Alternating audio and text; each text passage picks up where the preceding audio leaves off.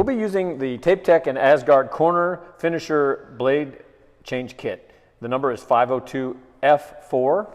And again, this is for the TapeTech corner finisher and Asgard angle heads. This one in particular is for the 3-inch.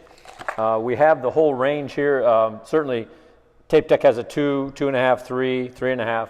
Asgard has a 2.5, 3, and a 3.5 corner finisher, angle heads on the Asgard side. But the kits that are labeled with both names will fit universally on both tools.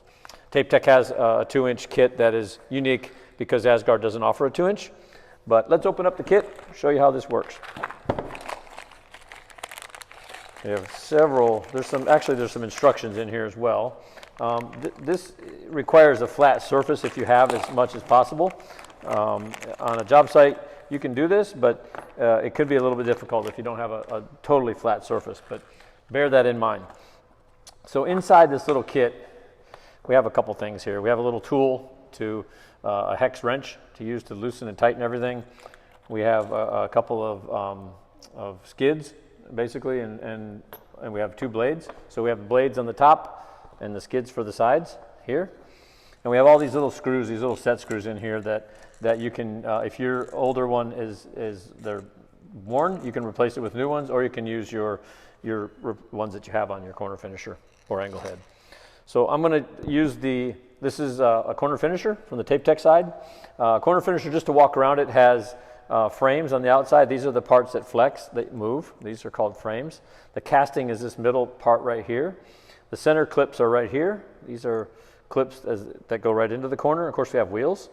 On the back of the tool, we have these adjustments to the springs because we have 2 springs. You can adjust it down for 2 or 1, just to walk around the tool that way. On the top, again, to show you kind of what this part right here, this piece right here is called the blade, and then on the side, these are called skids. And what they usually do, they'll wear out right where your fingers would intersect right here, and they have to be adjusted or replaced at some point. What I do first, and again, we have the hex tool here, is we'll just loosen these. You don't need to remove them, just loosen these hex little fittings here, little fasteners.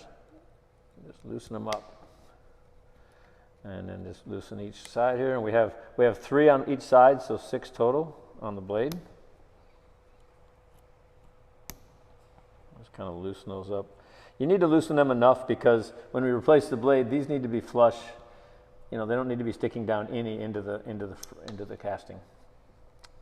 If they come out like that, just stick it back on there, and that's to show that you don't need to remove them.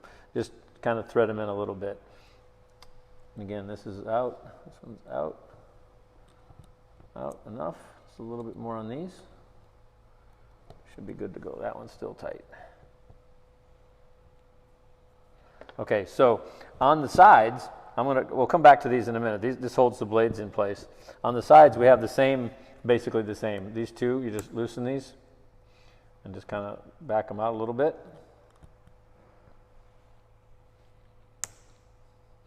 If they have joint compound or if they're dirty or dried in there, you can soak these, spray some oil on there or something to loosen those up if they're tight. So we have this side, and now we're going to go to this side as well.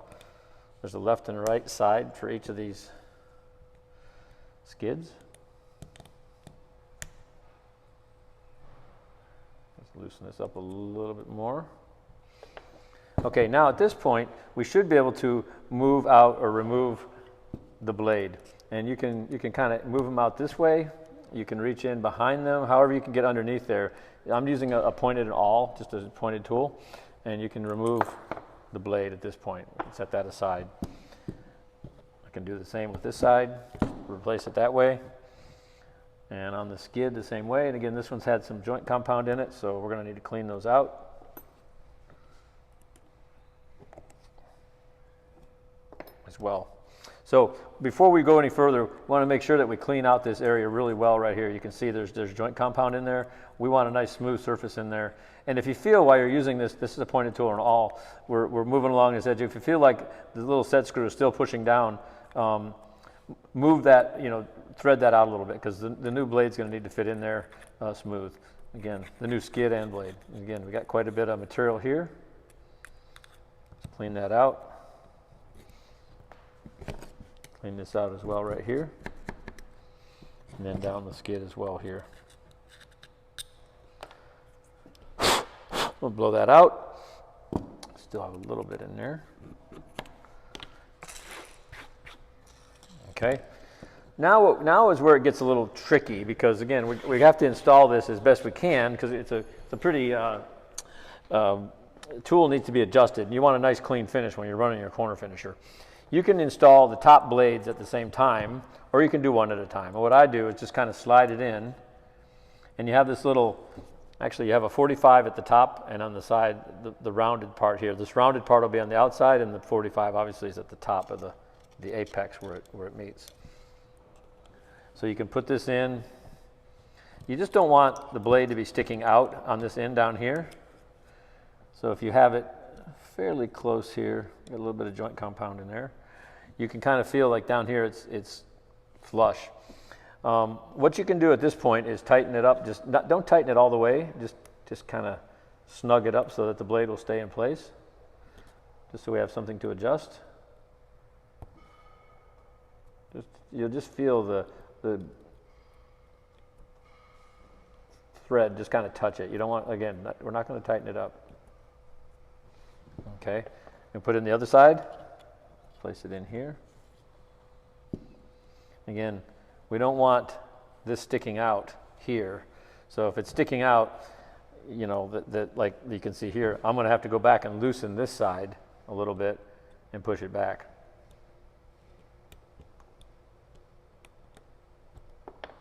So that these will kind of fit in. That's why a lot of people like to do them both at the same time. Put them both in.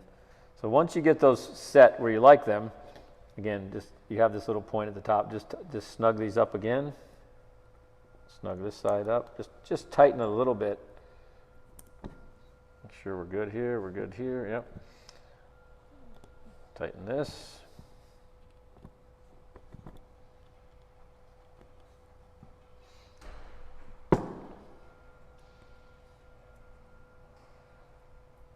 This one's a little bit more.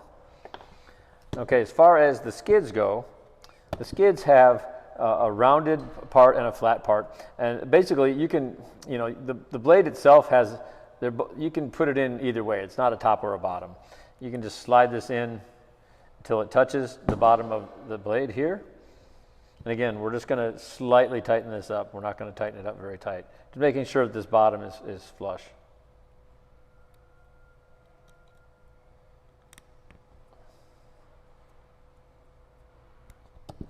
Repeat the same over here.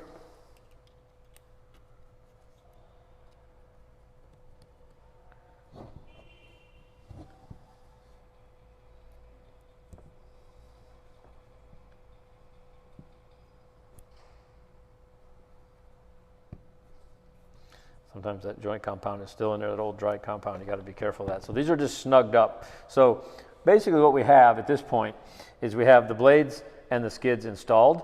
Now, to adjust these, again, I don't have a totally flat surface. What you'll need to do is, TapeTech has some feeler gauges. And in the TapeTech repair kit, you'll see where it'll be labeled CF and FB. One means finisher box, one means corner finisher. For Asgard, that'll be an angle head. And what you want to do is slide these on a flat surface. And again, this is not a totally flat surface. And on the corner finisher one, this should slide, it should move in and out where the skid and the blade interact. Now this one is hitting on there. Again, this surface isn't totally flat, so, but this shouldn't hit. It should slide right through like so. Okay, should be just a little bit of room. And this shouldn't rock. So again, this isn't a totally flat surface here, but it shouldn't rock at all on that way. It should just move like so. Now, once you get it where you like it and you feel like it's tight, you can tighten these up. And what I always like to do is I like to pull this together and hold it. Some people will take a rubber band and tighten that up. And then you can tighten these screws here. And you can tighten them, kind of working your way back.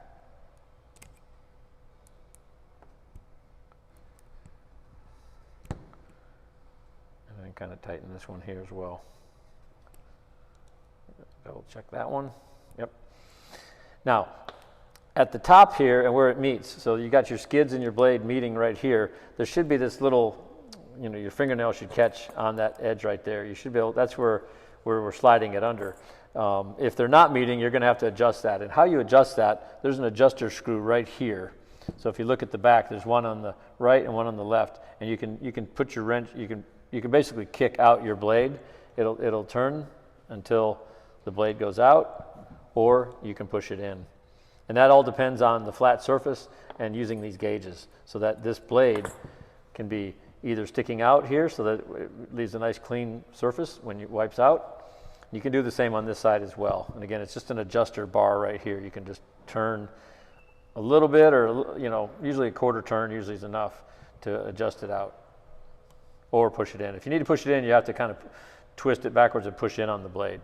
But that's how you install the blading kit on the TapeTech and Asgard corner finishers. Again, the flat surface is important, the feeler gauge and the wrench. You may need to adjust this once you start running it, but one more point that you need to do as well is a piece of sandpaper. You'll need to take a piece of sandpaper, usually right here at the very top part. You need to take this and just kind of rub that down, because these are sharp at the front and you just need to burr them, take the burr off of them. Just a couple times. You don't need to really sand on it too much, and that'll take that off for you.